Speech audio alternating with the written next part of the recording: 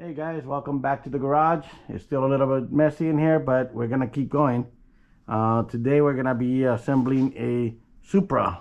That's what Banana Hobby and Global Jet Club call it, and it's also available elsewhere as an Arowana. Anyway, it is already purchased, the one that comes with the servos and everything already on it, so it's basically PNP or ARF. Does not have your turbine or your receiver in there, obviously. The only thing I've done in preparation is I removed the gas tank. Here's the main gas tank. Took it out, and I removed the UAT to modify it. This needs modification before you use it. If you haven't looked at the other video, it says UAT basics.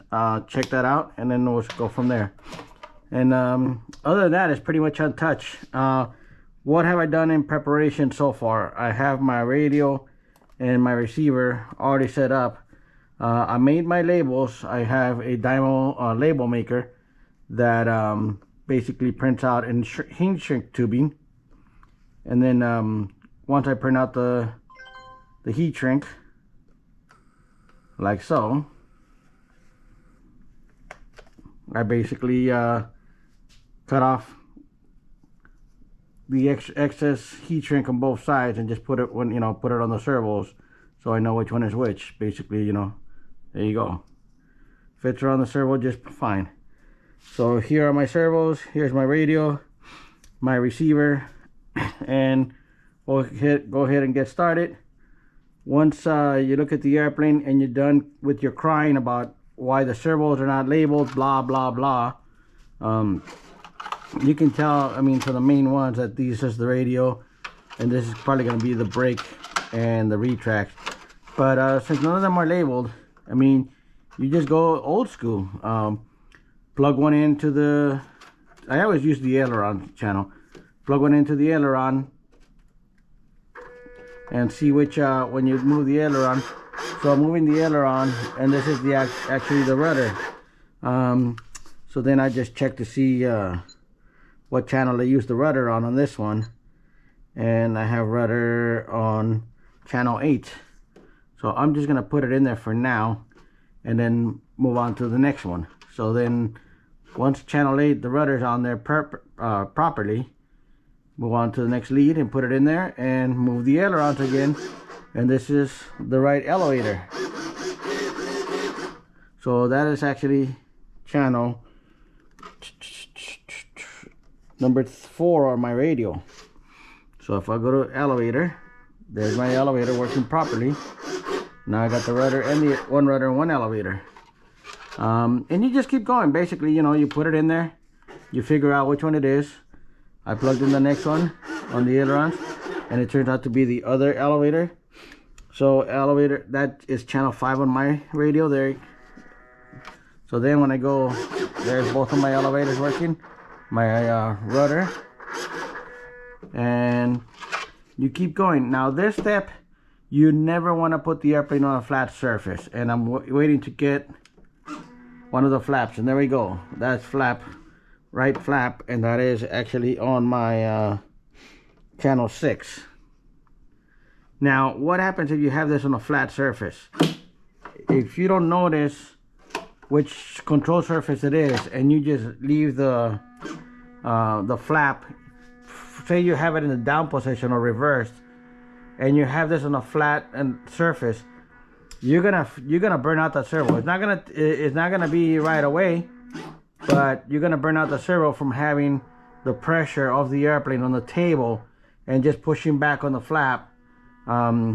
I guarantee you 99.9 of you that did that with the Aerofoam T45 and any of the other airplanes, like the L39, when you guys set it up and you had it on a flat surface, you guys left the flap down or had the flap on the reverse, meaning that a channel was reversed, and then you left it there, and it doesn't take long for those servos to burn out. So that's the basic gist of it. You go through all the channels, set them all up, and so forth. Let me find one aileron in here, and that way I can have them on the right location. So actually that was an aileron. I got lucky, but that was the left one, excuse me, the right one. So I'm gonna go ahead and put it in channel 2, and there we go. Here, might as well do a couple more, and I just want to label them. That's for right now. I'm not gonna leave the receiver connected. I just want to label it. I got both ailerons connected, both elevators, the rudder. And now let's see, channel 3. What's on channel 3? Channel 3 is going to be throttle, so I'll leave that one alone for now. I know this is the aileron, but I want to see what this one is. Channel 9. So that was my steering. Now I put my steering on channel 11, and it matches the rudder. So there we go.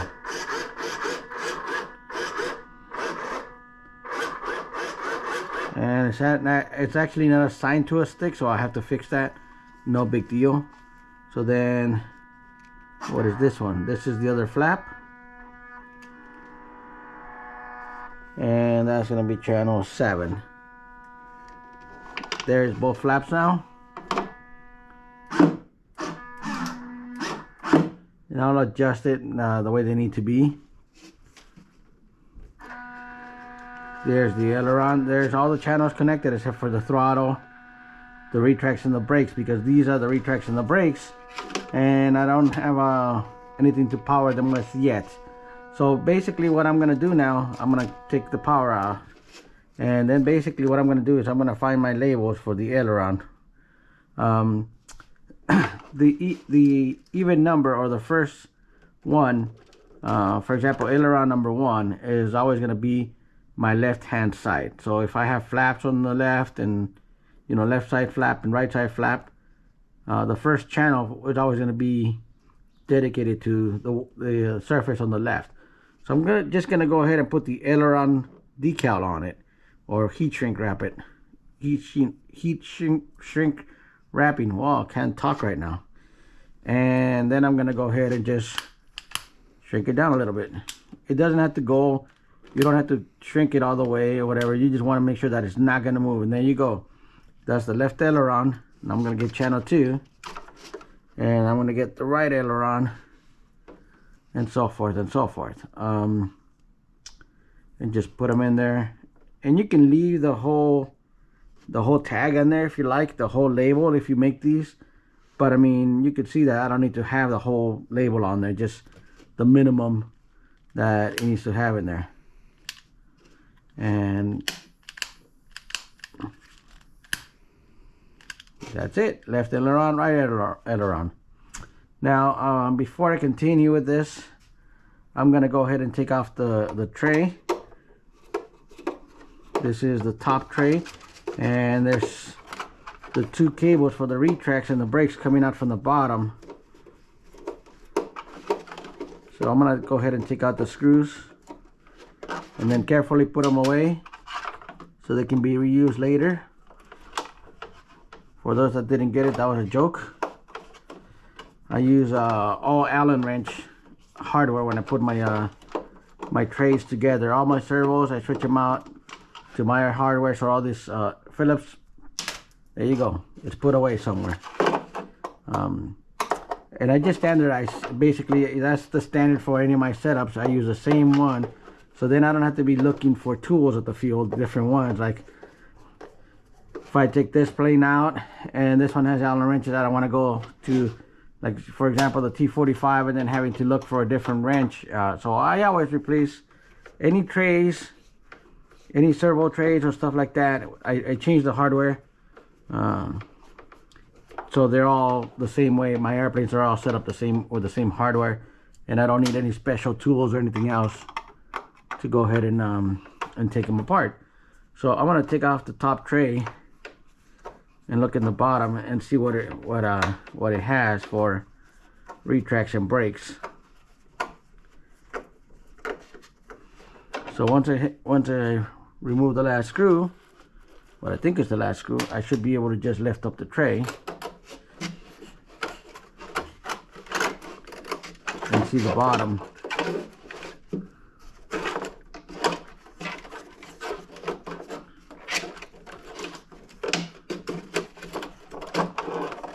And yep, there's a retract and brake controller, a 2-in-1. It's a JP ER120 down there, and that's partially gonna come out. I got the choice of AG68 or AG63. Both have the no steering gyro on it, and I don't need to change the whole controller. I'm just gonna change. I'm just gonna add the addition of the AG63 gyro assisted brake controller. Let me see if I have it here. Nope, this is the stock hardware, that extra hardware that comes with the airplane. Allen wrench, and it's one of those star ones with a key on it. I don't know why they did that. Extra steering pin, some screws.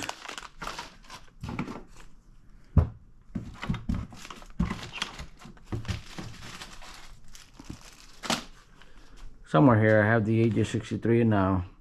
I am also gonna get rid of so this is my personal jet. I'm putting a Inteco UAT on it instead of the stock one that I modified to work properly. I'll probably save this for another airplane. There's no need to get rid of it or anything like that now that it's fixed and working. And then I'll use this one on here along with the stock tank. So let me finish off the rest of the labels here real quick, and then we'll go from there. And let's see, this is number 4, so that's elevator. Let me make sure I have the right ones on there. What I want to make sure is that the left one is the first channel that comes out. So I think I did it properly, but just to double check before I put the label on it, I'm gonna make sure that. So when I unplug number 4, it is correct. This is the left one. It was the first one. So pick up the label here, put it on there.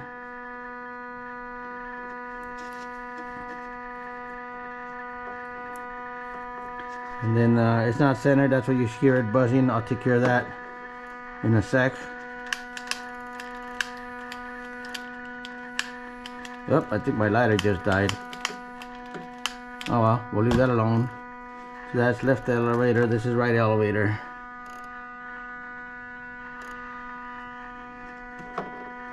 And then we'll do the same thing with the flaps. Just double check and make sure I have the right one for the right side. I'll go get another lighter to shrink these.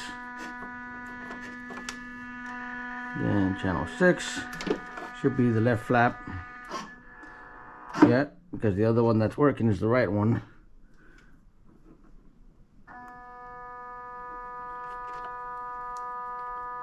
So this is the left one.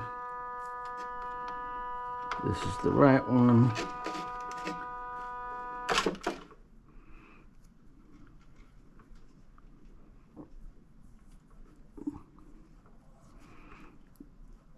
I mean, if you're setting up the radio and you just don't need to look at the bottom tray or don't need to take it out, you know, you can just plug them in once and then be done with it. I like to put the labels on it. You don't have to. Many people don't. You can write on it or do whatever, however you feel makes you, whatever is more convenient for you, I should say. This is the rudder.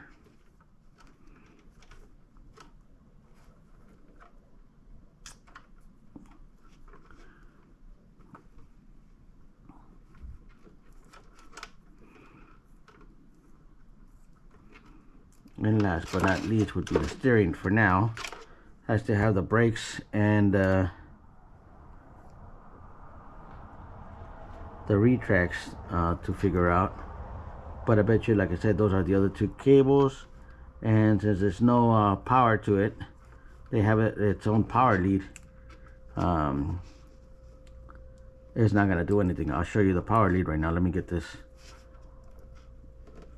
label on there. So now that the labels are on there, I can go ahead and pull out this tray completely.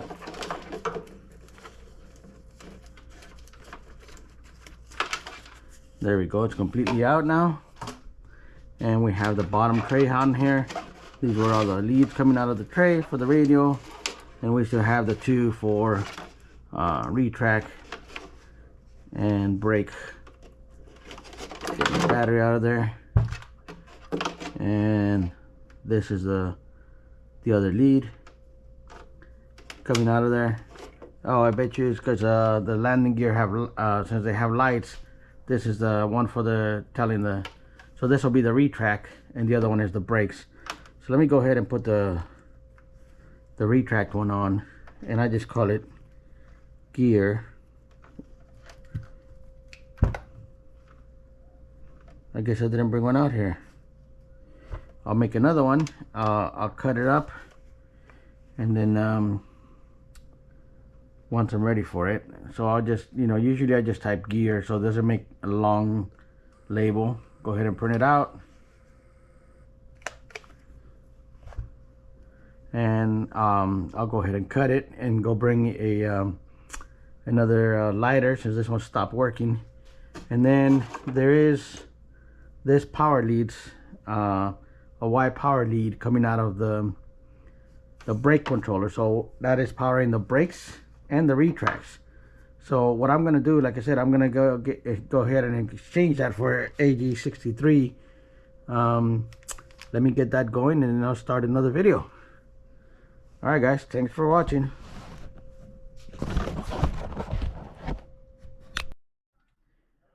All right, guys, I got the AG63 out here. I did put my labels that I'm gonna use connect to the receiver.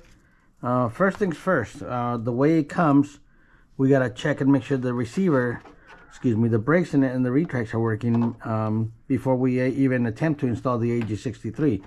So I have the retracts and the brakes connected, and then I'm gonna power them up. I'm just gonna put a 2-cell for now.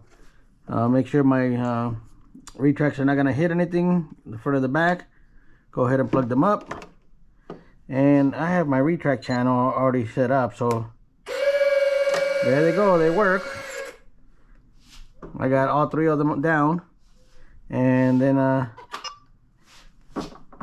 the brakes are actually on the correct way. You can hear them working. So now that that's set up, I'm gonna go ahead and unplug this and then change it over to the AG63.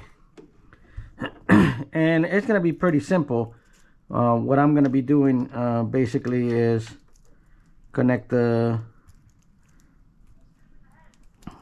let's see, gear out. This is channel 9. So from the receiver, channel 9 goes to the AG63 where it says gear out. That's the landing gear or retracts. And the other one is the brakes. So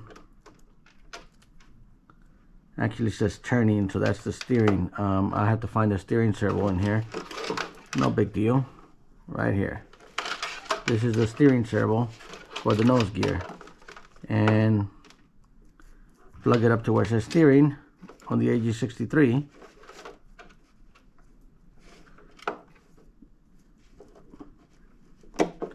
So far I have the retracts and the steering connected to the AG63. The rest of these leads go to the receiver. And I'm gonna have to open up that other tray down there, but we'll get to that in a minute. Basically what I want to be able to do is verify that the brakes are connected properly. The left brake is the left brake and the right brake is the right brake. So gear is channel 9. And then also brakes was 10. Let me double check that. So gear 9, brakes 10, steering is 11. 9, 10, and 11. So I'm gonna go ahead and put it in here.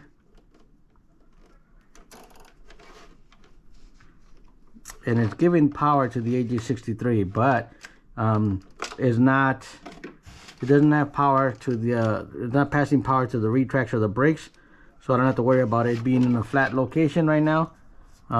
Before I do that, when I check it, I have to make sure that this thing is flat and not moving around. I could be installed like this, like this, like this, like that, blah blah blah. It just cannot be like at an angle like that in a surface. It can't be like following the airplane. It can't be like that. Yep, and it's already, even though it has no power, it's already set up. So if you look at my steering, if I move the steering, if I move the airplane, if you see the nose steering, it's already moving the airplane. So I don't want to have it doing that, because it might burn out the servo from too much movement. So I went ahead and unplugged it, unplugged the power. And what I want now is I want the brakes out of the old controller. Now again, I'm not gonna go ahead and let me get to all this. All I want is the brakes, and it says back wheel, front wheel, back wheel. So that's going to be the retracts on the top. So then the brakes are on the bottom of that. Let me go ahead and remove the 2 screws holding the bottom plate in there, which I needed to do anyway to verify that the left and right are labeled correct or set up correctly in the control box.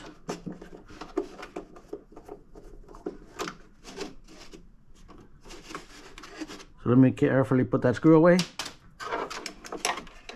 And then, so what you do, and especially in this case where the screws are already removed, like right here, I'll just put a little drop of excuse me, not high, but thick CA in there.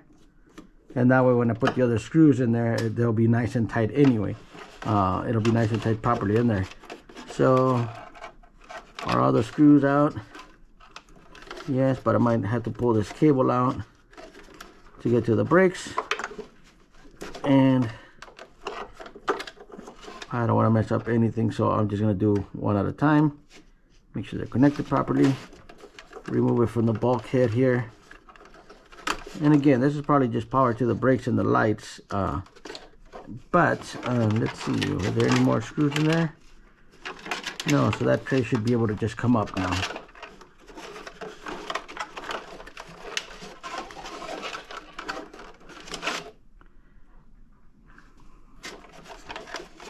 It's hard to get a grip on it somehow.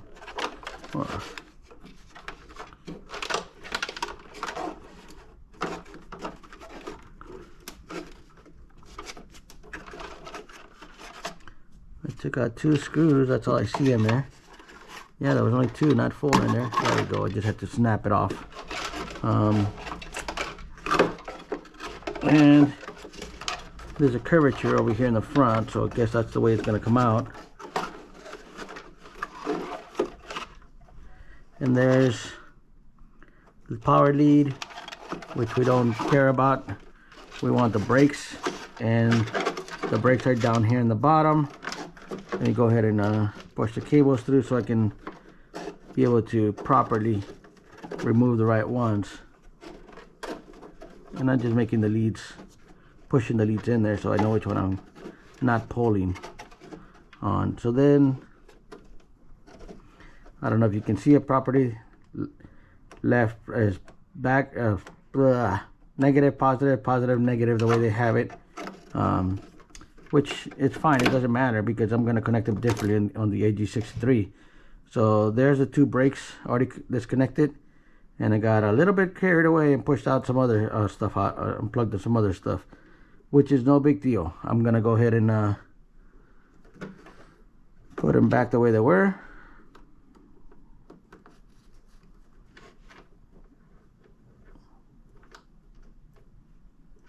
And hopefully that mess them up.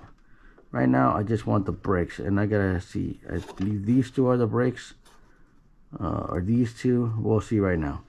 Put this back where it belongs, right there, and this one right there, and I'm gonna have to plug it up to try it again, but at the same time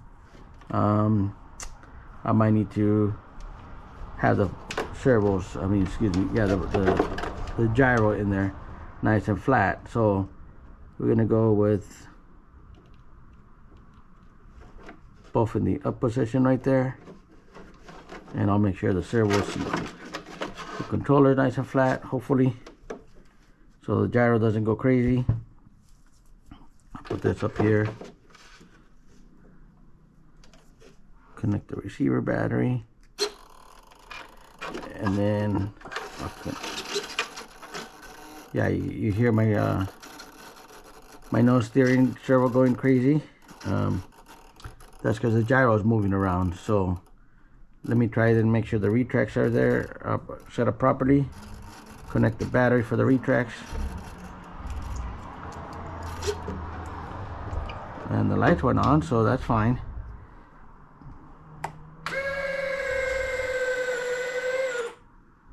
So the two mains worked fine, but not the nose. So the nose is not corrected in the right channel. Let me go ahead and unplug that. Alright guys, welcome back. Took me a while. One of the retract channels was not responding properly. The one for the front retract, the little pin came off a little bit and it stopped responding. And since I was doing the AG63, I decided to just remove the AG63 and go ahead and get the big boy out. This is the AG68, the newer one, and what this one does is controls the brakes and the retracts. So I don't need two controllers. It'll do the brakes and the retracts. The main thing with this one is that you got to plug in it gets power from the rudder channel out for the AG63 to your receiver. So if you don't plug in the steering channel or rudder channel, they say it says rudder in, but basically it's your steering channel. From there to your receiver, it gets power from the receiver. This is all set up. I did install it with my little Allen head screws that I use. It's just, you know, servo hardware, and I didn't put it back in there because I wanted to show you guys that after I go ahead and put the screws on there, I cut off the backs, and I do that mainly so then the pointy edge or the screw is not in the back. Excuse me, it's not in the bottom there of the sticking into the wires and cutting them and anything like that. So that's why I cut them off, and I wanted to show you guys that. Basically cut them off. This, you know, they're still going to be sharp, but not as sharp and not as long. And then I'll go ahead and put it on there. All the servo cables are still coming out this way, and then once it's installed, once it's there where you want it, you know, put the screws back in there. In my case, it only had 2 screws, so I'll go ahead and put those back in there. And basically what I wanted to get done and show you was the radio installation, and the bottom tray is now in. I got 1 screw in. I want to do the other one.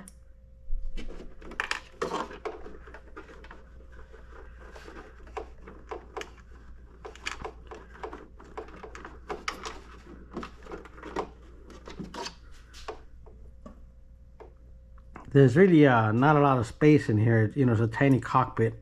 So one of the things that I'm going to do is I'm going to go ahead and put in, when I put the tank back, I'm going to put the main tank, excuse me, where it was before. That's not going to change. But what I am going to do is I am going to go ahead and put the UAT in top of the main tank. And I'll show you guys when I get to that. So then, right now, all the servo leads are down there, and then the other ones, I'm gonna have to snake some new ones in there that are already connected to the receiver.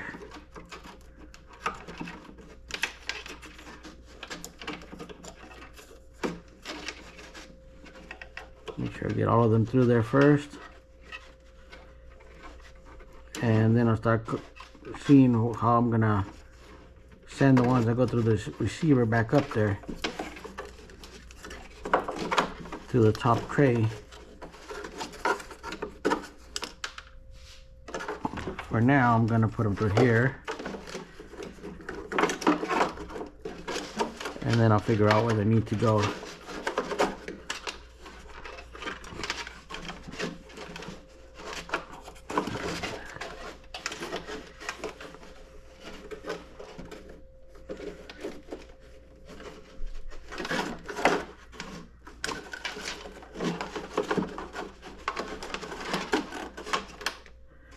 Alright, so with this, you guys will get the gist. I'll go ahead and route the cables where they need to go so they're not in the way there. This is going to be how the tray is going to come out. Basically, my receiver is going to be right here, like so. Right there. Cables coming out the back will be right there. Well, most of the cables are going to come out through here. And the other thing I wanted to accomplish today and show you guys, so right now I have added nothing to it. The two tanks are out. I can put them on top so you can see, but we wanted to see, everybody always wants to know how much their airplane weighs. So before I start putting the other stuff in it, let me get this out of the way here.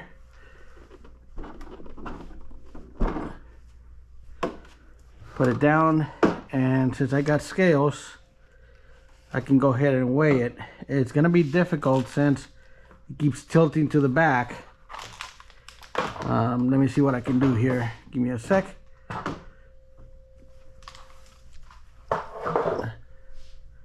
Since the airplane's tilting to the back, I don't know if I'm gonna get an accurate reading.